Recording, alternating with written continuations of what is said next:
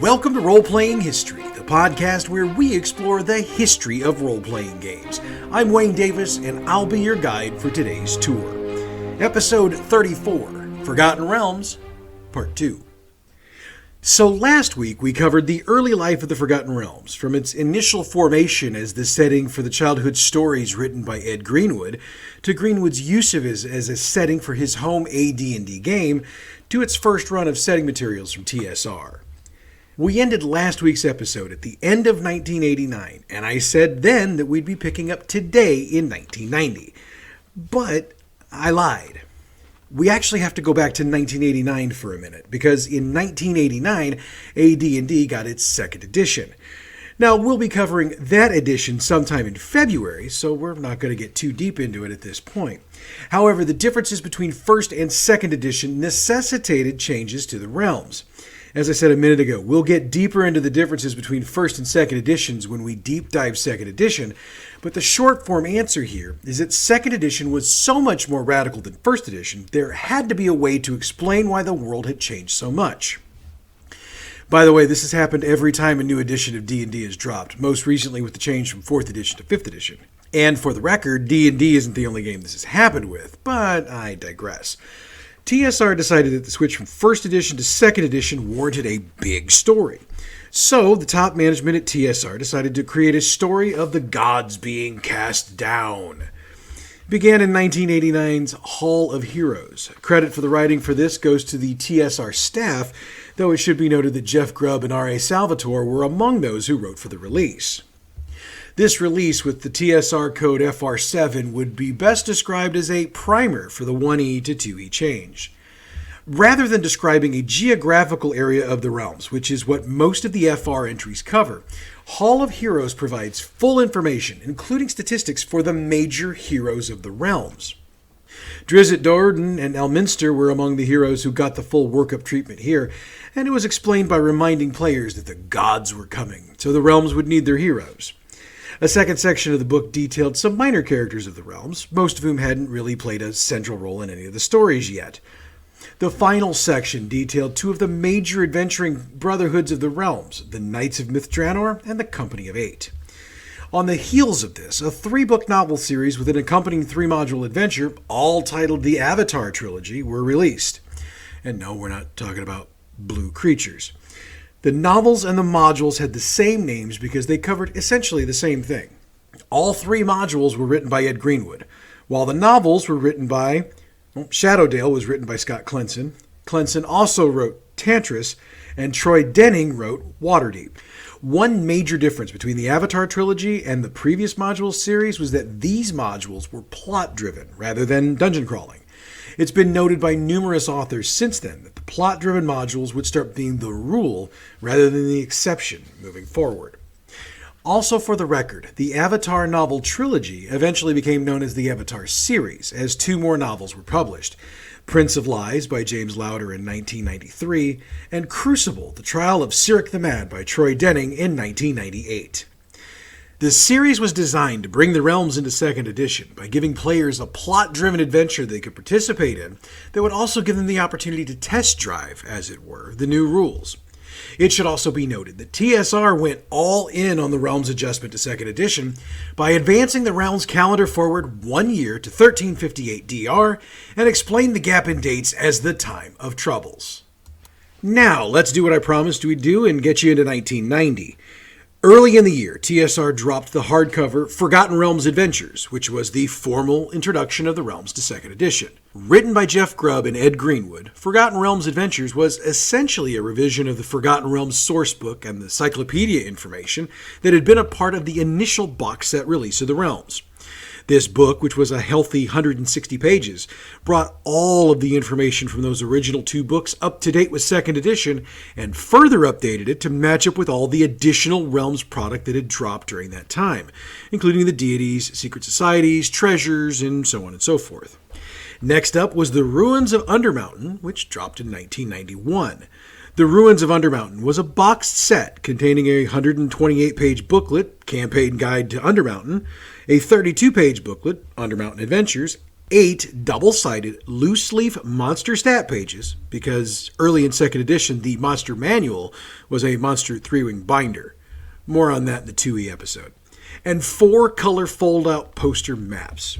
The Ruins of Undermountain has been tagged as being one of the first mega dungeons. And a mega dungeon it definitely is. It was sold as having the first 3 levels of the original dungeon of Undermountain, located beneath the city of Waterdeep. Now, this dungeon is supposed to be 9 levels deep with 14 sub-levels. According to the descriptive materials, there were supposed to be 350 rooms per level. However, not that many rooms are actually detailed. In reality, 25 rooms are filled out on the first floor, 26 on the second, and none on the third.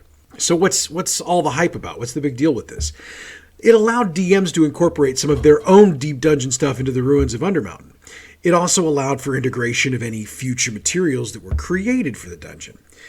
By the way, some of the art for this piece was done by Jeff Easley, who a whole lot of late 80s and early 90s D&D players will easily recognize. Also, for the record, the Ruins of Undermountain was ranked the 17th greatest adventure of all time by Dungeon Magazine for D&D's 30th anniversary in 2004. Keith Eisenbeis completed a review for White Wolf magazine in February of '92. He stated that he found the appearance of the materials to be exceptional, particularly the maps. However, he found everything else to be of lesser quality. He gave the supplement a 3 out of 5. So I know this is about the Forgotten Realms specifically, but this next entry ties in, so just stay with me. In 1992, TSR released the Kadeem Setting, created by Jeff Grubb. Al-Qadim uses 1001 Nights as its theme and is a blend of the historical Muslim caliphates, the stories from legend, and a ton of Hollywood cinematic history. And yes, we all know just how accurate Hollywood movies are. Now, my intentions are to cover Al-Qadim deeper in a future episode, so for now I'm just going to bring you what you need that ties into the Forgotten Realms. When it was originally released, the land of Zakara, which is the land of Al-Qadim, it was a peninsula in the southern region of Faerun, which is the Forgotten Realms setting. However, if we're telling the entire truth, Al-Qadim was also built to be run as its own campaign setting. But if you look at the original title banner for Al-Qadim, it's done very much in the same style as the Forgotten Realms, with a bit of Middle Eastern flair. Getting back into the timeline, around this same time, the RPGA, Role-Playing Game Association, got involved with the Realms as well, setting their first living campaign in the city of Ravensbluff. There were also a series of RPGA modules released to further support the product. As we moved through the 1990s, it was noted that the subsettings of the Realms, such as Al-Qadim and Kara-Tur, were getting supported better than the mainline to some extent, though the support for the mainline didn't stop completely. Kara-Tur, which we talked about last week, got the Horde box set in 1990. Created by David Cook with art by Larry Elmore, the Horde covered the central area of the Realms, the Endless Waste, and the nomads living there, specifically the Horde, which was a Mongol copy for the game. The box set had 2 64-page books containing the information about the setting and the tribes. There were also 8 hole-punched pages with new monsters, as well as 24 player handouts. In 1991, the Maztica campaign set was released. The path to this campaign set had been carved by a trilogy of novels written by Douglas Niles, Ironhelm and Viperhand, which were both released in 1990, and Feathered Dragon, which came out in 1991. Niles then worked with Tim Beach to co-author the campaign setting, which is a new continent within the Forgotten Realms setting. Maztica is an analog of Aztec and Mayan cultures, and while it tries to pay homage to its source materials, there have been those over the years who haven't seen it as such. So much so that Maztica materials on the DM's Guild carry the warning apology from Wizards of the Coast concerning the appropriateness of terminology. However, when it was released, the Maztica set brought a whole lot of new stuff to the Forgotten Realms and got mostly fair, typical either 2.5 or 3 stars on a 5-star system reviews. One complaint I noticed on multiple reviews was the lack of magic with Maztica, as its magical system is virtually non-existent.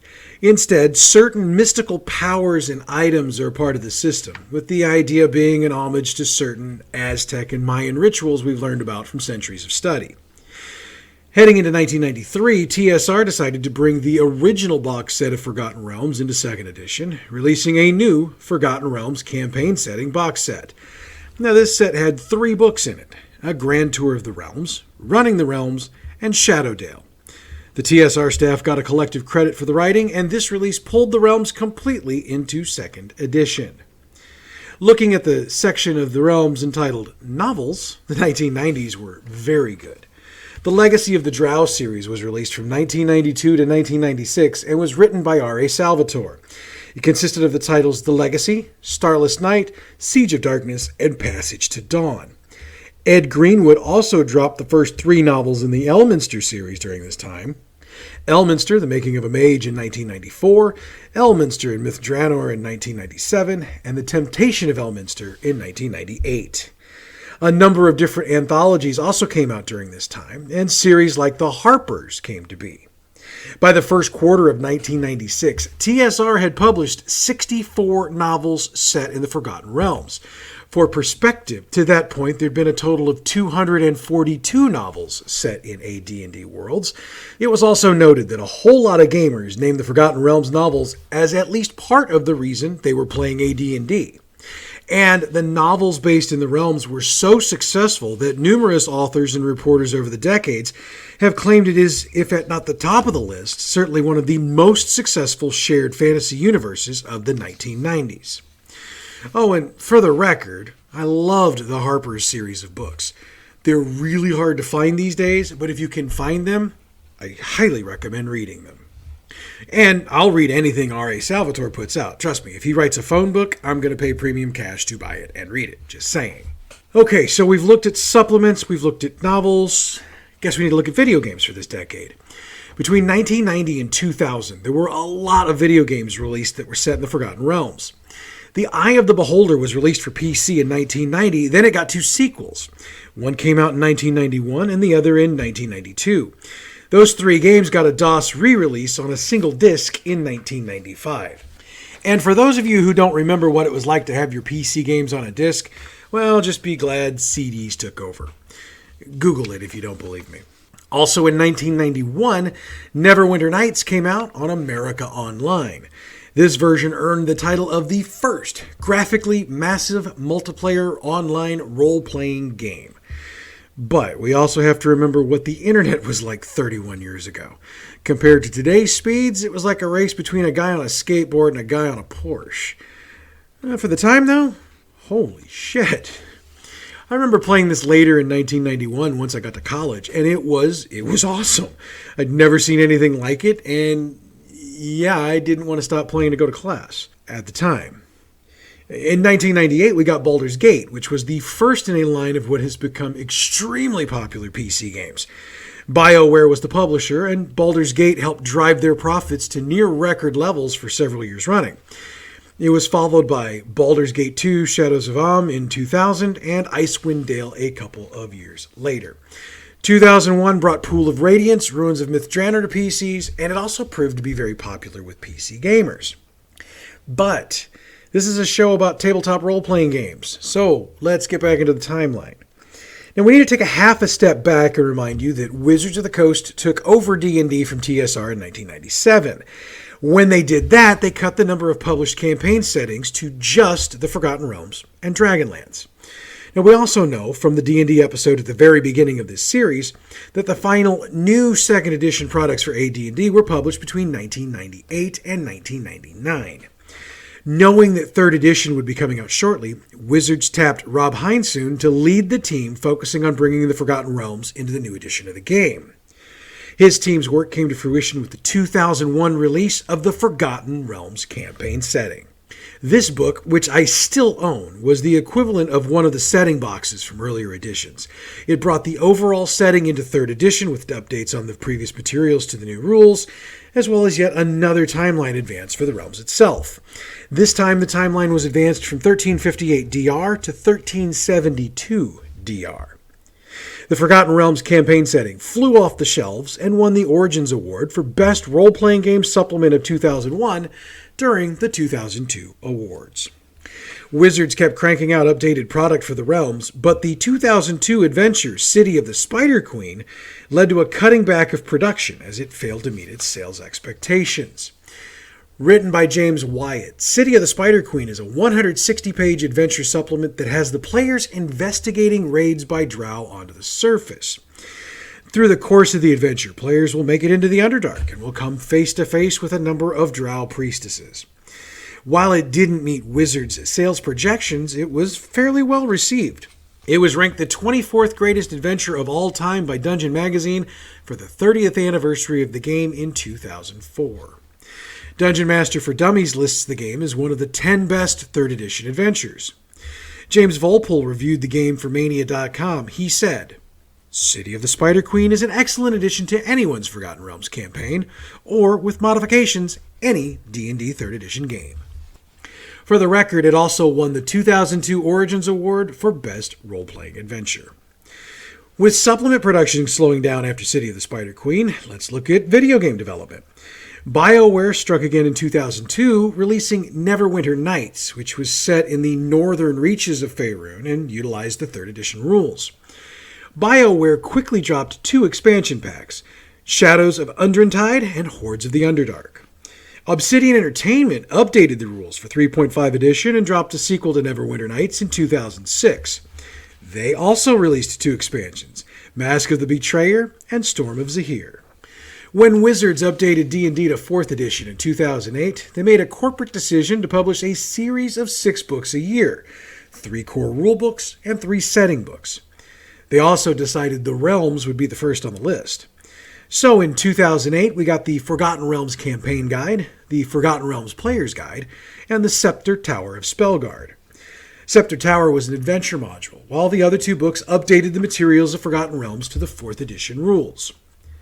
Scepter Tower was written by David Noonan and Greg A. Vaughn and had players investigating a mysterious presence in the Towers of Spellguard. And much has been the case with previous edition updates, Wizards used a major cataclysm as the reason for change.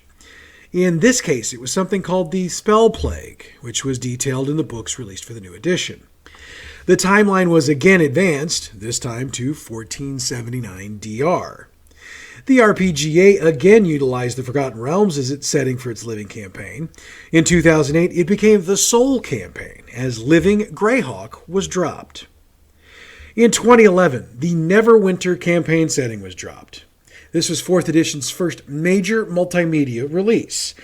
The campaign setting book itself, written by Matt Cernett, Eric Scott DeBee, and Ari Marmel, was an attempt to bring the entire Neverwinter region up to date for 4th edition. However, as numerous reviewers noted, there wasn't a lot of history in the book. The majority of the pages of the book were dedicated to presenting the present of the region. But the character options and factions and foes were praised as being meaty, in that they brought a lot of new knowledge about the realms to the gaming table. The Neverwinter setting was also supported at the time with 4 novels written by R.A. Salvatore called the Neverwinter Saga and consisting of Gauntlet Grim, Neverwinter, Charon's Claw, and The Last Threshold. A comic book plus a board game called The Legend of Drizzt were also released to support the setting. And in a true multimedia plan, 2 video games were released. A Facebook game called Heroes of Neverwinter, and an MMORPG called Neverwinter, which came out in 2013. At the time, Laura Tomarovic, who was part of the Wizards marketing team, stated that we use Neverwinter as the connective tissue across multiple product categories. The transmedia campaign is an opportunity for fans to experience the brand however they choose to. In 2013, Wizards of the Coast made a major announcement concerning the Forgotten Realms. Knowing that 5th edition was coming, Wizards announced a year-long event they dubbed the Sundering. It was designed as another multimedia project that would help transition the realms from 4th to 5th edition. The Sundering consisted of a weekly D&D Encounters event, which was an in-store play event. They also had a free-to-play mobile game called Arena of War and a big collaborative novel series. The Companions by R.A. Salvatore, which came out in 2013. The Godborn by Paul S. Kemp, also 2013. The Adversary by Aaron Evans, also 2013. The Reaver by Richard Lee Byers, which dropped in 2014. The Sentinel from Troy Denning, 2014, and The Herald by Ed Greenwood in 2014. Wizards of the Coast heavily promoted this Sundering event, with multiple Wizards of the Coast high-ranking employees stressing how important it was, and how much the changes the Sundering was bringing would impact not only the realms, but D&D as a whole. Of course, 5th edition D&D also dropped in 2014, and Wizards announced at its release that the Forgotten Realms would be the official setting for this edition of the game. In fact, Wizards came out of the gate hot on this. The village of Phandalin was the primary setting for the adventure in the 5th edition starter set box, which was a newish innovation from Wizards designed to draw in potential gamers without them having to spend a ton of money on books.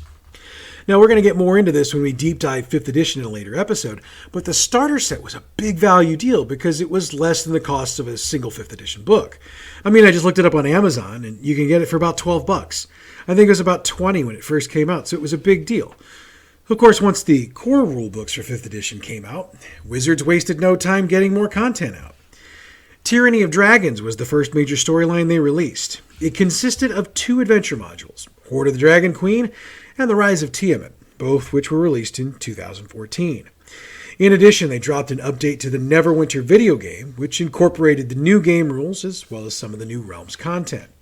Horde of the Dragon Queen and The Rise of Tiamat were specifically designed to be played in order, as the events of the first adventure bleed into the second, and they were designed to take a brand new 5th edition group all the way to 15th level. And because I've been dying to use this line for 33 3/4 episodes of this show, it was the opportunity to fight a dragon in a dungeon. Seriously, truth in advertising. The next storylines were Elemental Evil, which included the 2015 adventure Princess of the Apocalypse, and Rage of Demons, which brought us 2015's Out of the Abyss. To this point, all of the Forgotten Realms releases for 5th edition had been adventure modules. This would not last, however. In 2015, Sword Coast Adventurer's Guide was released. While the Sword Coast is a mere fraction of the Forgotten Realms, this book brought a lot of detail about this area into 5th edition, with updated information and statistics for previously published details. Sword Coast Adventurer's Guide also described the 2013 Sundering event and what its impact on the realms had been. As was becoming standard procedure, there was also a video game released alongside this book. Sword Coast Legends from Digital Extremes dropped for PC, PS4, and Xbox One to help bring the Sword Coast to life for video gamers. Now, numerous reporters and reviewers had noted that until 2017, the Sword Coast and the Neverwinter area of the realms were the only parts of Faerun that had been covered with 5th edition materials. This changed with the 2017 release Tomb of Annihilation, which is an adventure that takes place in the southern jungles of Chult. Chris Perkins, Will Doyle, and Steve Winter wrote the adventure, which was designed to take characters from levels 1 to 11, and tasked those characters with figuring out the link between the Death Curse and the Soulmonger artifact. While Tomb of Annihilation was decently reviewed, several reviewers noted that this was an adventure that seemed to be specifically designed to kill characters, if DMs were so inclined to let that happen. For the record, this wasn't the first adventure for D&D that had the ability to do that. It was just the first among Wizards' reign that really seemed to do it. So as we discuss the realms today, the setting is still going strong with a dedicated fan base that play in no other setting, or if they do, they utilize a ton of realm-specific things in their world. And that, friends, is why the Forgotten Realms has lasted as long as it has. Faerun has been written about in such detail over the past 35 years or so that you can run just about any type of campaign in it and have just about any type of environment in it. I could do an entire show just talking about the characters, the religion, the geography, the spells, and the items that were created specifically for the Forgotten Realms. And maybe I will at some point. But for our purposes, we've mentioned enough Forgotten Realms product that if you've never heard of it before, you've got a hell of a starting point. And if it's already your favorite, you're probably going to at me because I didn't mention your favorite thing or I butchered another pronunciation. But that's okay. Oh, and of course, if the rumors are true that Wizards of the Coast is working on Dungeons & Dragons 6th edition, we'll be doing a follow-up episode to this to talk about what happens with the Forgotten Realms. So that's food for thought. And with that, we're going to bring today's tour to a close. So next week, I'm going to do what I really never thought I'd do, and I'm going to use my own campaign as an example of how not to GM. For the record, I'm not going to intentionally place blame on any of my players. My goal here will be to show a number of decisions I made during the creation of the game, then during the execution of said game, that should have probably led to my own execution. No, not my execution, but definitely we're going to talk about decisions that I made that made things a lot more difficult further down the line. And I'm going to show you things, if you make an adjustment here and there, how that might have been able to change things. Of course, hindsight's always 50-50. And I may need to consider adult beverages before I record that show next week. Before I do anything else, I wanted to thank all the folks who joined us on Tales from the Tavern this past Sunday night. At Gamer Mom Luna has a hell of a cool show, and I enjoyed talking games with her and the rest of the panel. So to at Jess the Human, at Mr. Daryl Dorsey, and at OneBadRoll1, thank you for being so awesome and cool. I said on Twitter shortly after the show that I would gladly hang out with this group anytime, and that's not just me blowing hot air. They're pretty cool folks, and they are well worth the follow on Twitter and other social media sites. I'm also going to be plugging some of their stuff in the coming weeks, not because they asked me to, but because it just sounds too freaking cool to not send them some eyeballs, or some ears, or you get my point. If you missed the show live, it should be on YouTube by the time you're hearing this, and will be on Gamer Mom Luna's podcast feed by Sunday. So you've still got chances to go catch our episode, along with all of the others she's done over the past couple of years. Give it a look, or a listen, if you've got the chance.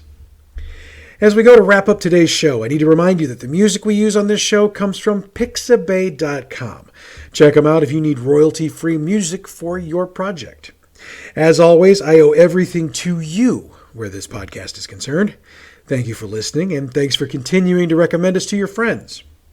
You can follow us and reach out to the show on Facebook, Roleplaying History Podcast. Twitter, you can tweet us at RoleplayingP. We have a YouTube channel, Roleplaying History Podcast. By now you know the drill of what to do when you get there.